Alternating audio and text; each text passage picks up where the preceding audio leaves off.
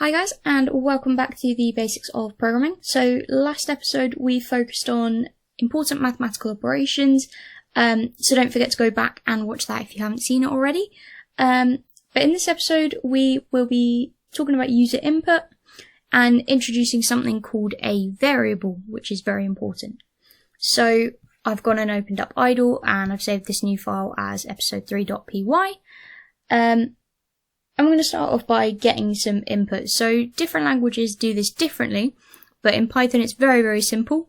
If we want the user to enter something, all we need to do is type in input and the brackets, and then we just need to put our question in there. So I want the user to enter a number, so I'm just going to enter a number and a colon, like that.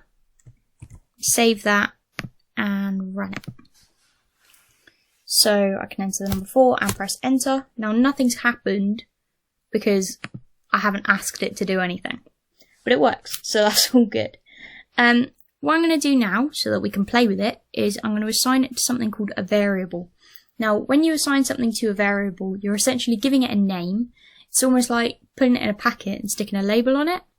It means that later on in the program you can refer to it, but hopefully it will make sense when I do it. So what I'm going to do is I'm going to call it num1. So just do it like that. Cool. Now when Python takes in an input in this format, it assumes that it is a string. Now a string is text. It's like letters or a sentence or something, or a word or something like that, but we want it to automatically think it's a number. So what we're going to do is we're going to do something called casting, which is basically where we force it to think that it's a different data type. Now we'll come back to data types in episode 5, so don't worry too much about that, but all we're going to do is, because we want it to know it's a number, but we want it to think it's a whole number, which is an integer. So we're going to write int, and then we're going to put this whole thing in brackets. As I say, don't worry too much about that. We will come back to it on episode 5. But now that we've got an integer input, we can do some maths with it. We're going to have another number though as well, so that we can use that. So we can do the exact same thing. Enter another number. Cool, just like that.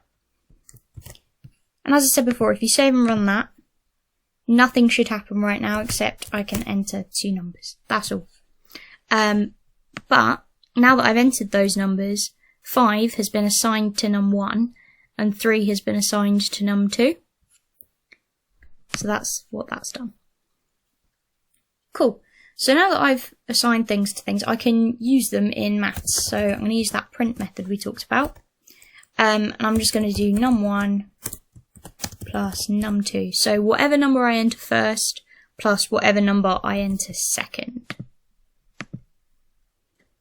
So if we go for 2 and 3, when I press enter, it should display 5, and it does.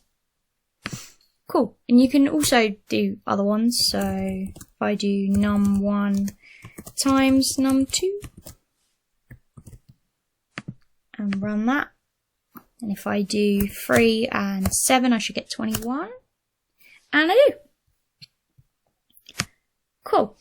So you now have all the knowledge you need to complete the first 3 of my programming challenges. So go ahead and have a go at those. Practice is one of the most important things about learning to code. So please do give those a go.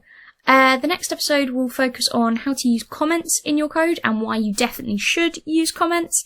But that's it for today, and I will see you guys next time. Thank you for joining me.